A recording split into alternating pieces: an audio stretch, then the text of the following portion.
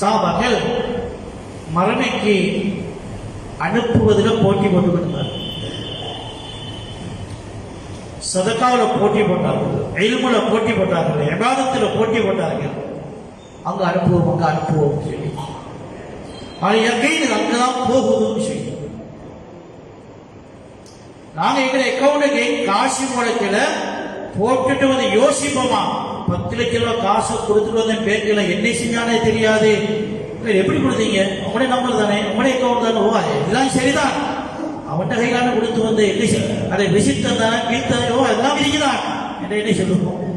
புத்தி என்ற விஷயமா எனக்கு ஒன்றும் பகுதியா இருக்கு, அது புத்தி இல்லையா. நாங்க 10 லட்சம் ரூபாய் 10 கோடி கொடுத்தாலும் நிம்மதியா இருப்போம். பதுக்கிருக்கு, என் அக்கௌண்ட் இருக்குது, என் கணக்கில் இருக்குது, எனக்குத்தான் இருக்குது. அது வீட்டை வைக்கிறதை விட அங்கே வைக்கிறது பாதுகாப்பு அப்படின்னு இருப்பேன். தெரியும், அது அங்க இருக்குது, கிடைக்கும். இதை விடவும் சஹாபாக்கள் எங்கட கையில இருக்கிறதை விடவும் அல்லாஹ் கையில கொடுப்போம். அது அப்படியே கிடைக்காது. அல்லாஹ் பன்மடங்காக ஆக்கி தருவான். அது 10 மடங்காகி தருவான், அது 700 மடங்காகி தருவான், 7 லட்சம் மடங்காகி தருவான், 49 கோடியாகி தருவான்.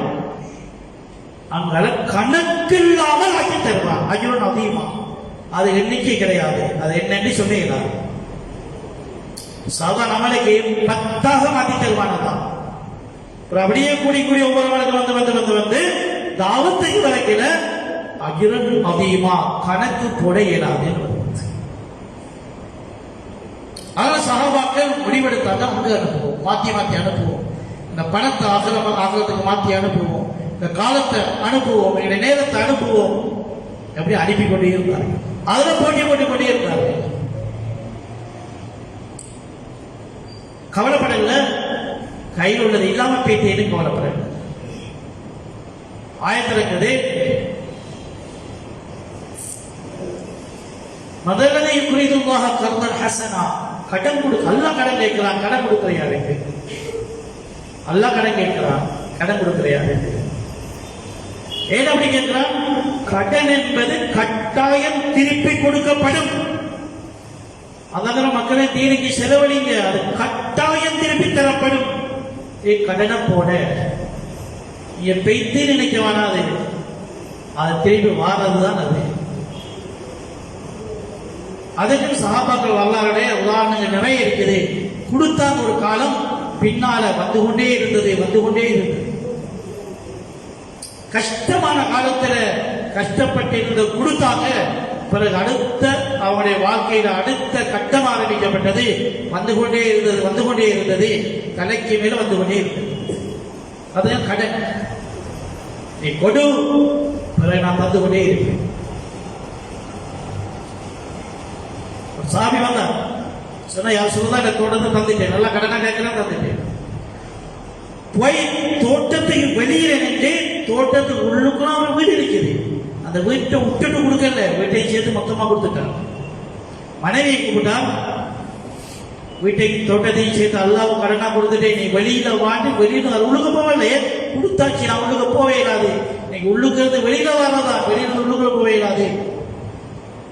மனைவி அடுத்த கேள்வி கேட்கல, எங்கட மனைவி நாங்க அப்படி செய்ய மாட்டேன், செஞ்சாலும் எங்களை மனைவி 1000 கேள்வியே கேட்பா. எதையும் சேர்த்தா கொடுத்தீங்க, எல்லாத்தையுமா கொடுத்தீங்க, வீட்டையும் சேர்த்தா கொடுத்தீங்க, ஏன் அப்படி கொடுத்தீங்க, எனக்கு ஒரு வாக்கு பேசிட்டு கொடுத்தீங்களாங்க, ஏன் அவசரப்பட்டீங்க, கொஞ்சம் யோசிச்சு கொடுத்தீங்களாங்க, எனக்கும் 1000 வேலை இருக்குவா என்று எவ்வளவோ பேசிட்டு வந்திருக்க மாட்டாங்க வெளியில. ஆனா அவர்கள் தீனில் எவ்வளவு வேகமா போனார்களோ மனைவி கூடவே கூட்டிக் கொண்டு போனாங்க. மனைவி நீ கிட உனக்கு தீ தேவையில்லை, நான் போறேன்னு போவேன்.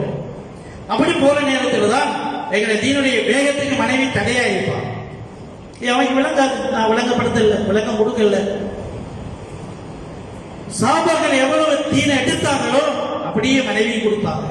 எவ்வளவு விளங்கினார்களோ அவ்வளவு மனைவிக்கு விளங்கப்படுத்தினாங்க. எவ்வளவு தயாரோ மனைவி அவ்வளவு தயார். அதனால யோசிக்கல மனைவி. என்னைக்கு எந்த யோசனை எதுவோ அதான் என் மனைவியிலே யோசனை, எந்த முடிவு எதுவோ அதான் என் மனைவியிலே முடிவு, என்னுடைய சிந்தனை எதுவோ அதான் என் மனைவி. ஏன் அப்படிதான் ரெண்டு பேரும் சோடியாக போய்கொண்டே இருக்கிறார் ஆகிரத்தை நோக்கி பயணம். நாம் பயணத்தில் போய்கொண்டே இருக்கிறோம். உலகத்துல மதிமை எங்க மனைவி சொன்னார், ரபியத்தை திஜாரா ரபியத்தை திஜாரா, லாபமான வியாபாரம் லாபமான வியாபாரம். என்னது? இருந்த வீட்டையும் பறியெடுத்து வெறுங்கையா ரோட்டுக்கு போனது இருக்கிறது, அதுக்கு பேர் லாபமான வியாபாரம். அதுக்கு பேர் லாபமான வியாபாரம். என்ன விளக்கம் இது?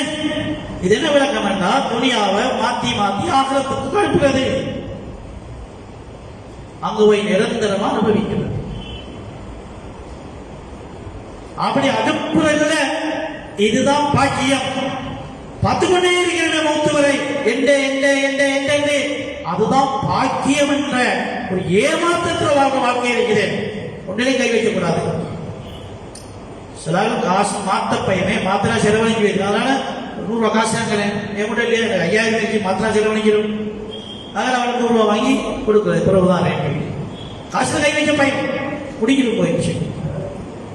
அதோட பேங்க்ல எடுக்க பயம் எடுத்தா முடிக்கணுமோன்னு அப்படி சேர்த்து வச்சு இன்னும் இருக்கு அங்கேயும் இருக்கு இங்கேயும் இருக்கு என்று இருந்தவர்கள் வெறுங்கையாக மகனையும் முன்னோக்கி போவார்கள்.